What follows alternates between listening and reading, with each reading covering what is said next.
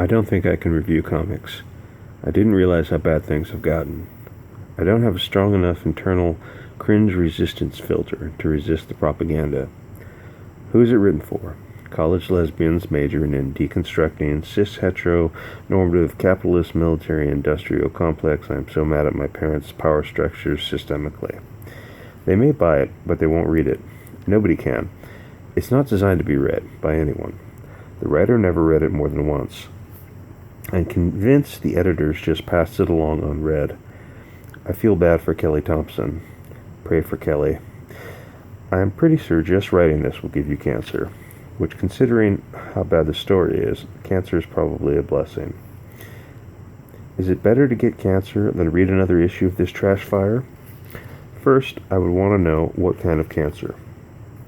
I recently spent almost 2 weeks in the hospital. If someone brought me this comic, it would have been 3 weeks.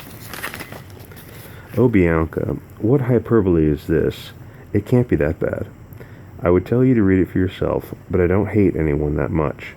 Plus, it would probably be a war crime, or at least an invitation to combat. Go read Captain Marvel, has been found by the United States Supreme Court to constitute legally actionable fighting words. I purposely won't Google the writers and people who worked on this book. I don't want to devolve into pure ad hominems. Who is the book for? Nobody. Maybe a tween who finds it in the $1 bin. I'm pretty sure it's a violation of The Hague to sell this carcinogen for $4. I would rather sell children a pack of cigarettes than Captain Marvel.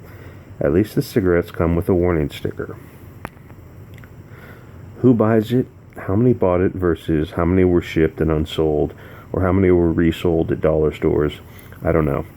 I started to look the numbers up at Comic-Con, but quickly lost interest. As the malaise set in, can you catch depression? Because I felt like I caught something from Captain Marvel. I feel like shaving my head, putting on a flannel, and slipping on my birkenstocks, and lighting up a fat doobie. For Captain Marvel, I recommend indica, a glass of red wine, and some benzos. Aren't benzos and alcohol a deadly combination? Yes, but with Captain Marvel, it's the risk you take. In fact, the comic should come with a couple of Valium and the phone number to the suicide prevention hotline, because if you are reading Captain Marvel as an adult, you clearly hate yourself. Unless you're the aforementioned college lesbian, then you just hate your parents. I read number 4, but I'm sure it doesn't matter what issue I read. It's not like 1, 2, or 3 would be any better. You have no idea how hard it was to get through so many little words. It felt like it was in another language. Does boring have a language? Evidently it does, because Kelly Thompson has a PhD in it and making great strides in her postgraduate work. Kelly Thompson has made innovations to the science and philosophy of boredom. When the Japanese tortured prisoners of war, they read Captain Marvel to the downed pilots.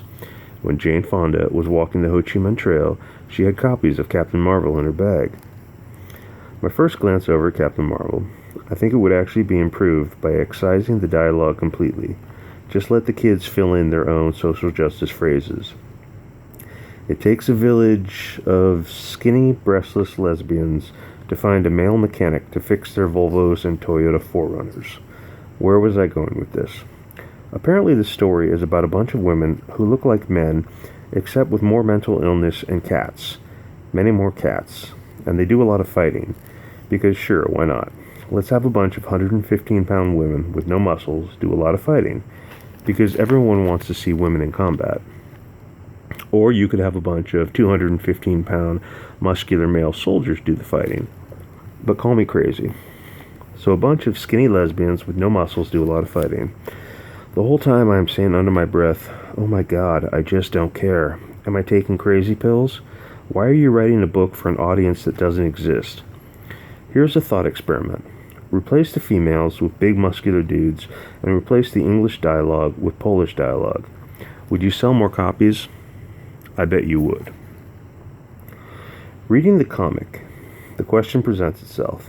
If you have a bunch of women who look and act vaguely like men, except without 50 pounds of muscle, why don't you just use men? I have no idea how many issues Captain Marvel number 4 sold. With the release of a $1 billion movie, I assume a lot. But if you replace the chicks with dudes, you'd probably double sales. But that only supports the patriarchy. Okay, how about a compromise? Make the women look like women, or at least make them look like comic book women. Skinny, big boobs, model faces. Is it realistic? No, of course not. But none of it's realistic. At least give us something beautiful to look at while you tell us your boring story about girl power, Yas Queen Slay, or like whatever. What was the plot? What was the story about? The Hillary Clinton character from Space is now more woke than ever. She totally wouldn't repeat that line about super predators. They go to a village in the Middle East to free a child sex trafficking ring run by ISIS and fight an actual oppressive patriarchy. Space Hillary Clinton argues with lesbian Bernie Sanders about respecting their culture and maybe they shouldn't free the girls after all. They all have a group hug where they reaffirm the power of sisterhood and the mutual respect they have for each other's vaginas, and they fly out happily into the sunset. Unfortunately, they never free the children from ISIS because to do so would be to impose their cis-hetero-capitalist belief system onto another's culture. So the children were sold into slavery. The end. Hope you enjoyed this. Let me know what you think. And if you didn't enjoy this, just remember that it's better than anything Kelly Thompson has ever written. Captain Marvel. Great cover. Notice a few things. They hide the butt for some reason, and they hide the breasts of both characters for some reason. A wall of text about a story that you could never possibly care about. Chicks fighting on Golden Gate Bridge. Chicks fighting.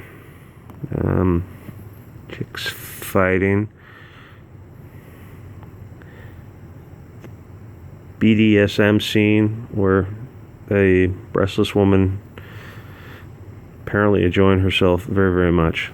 A bunch of lesbians sitting around a table with a wall of text. More lesbians, wall of text.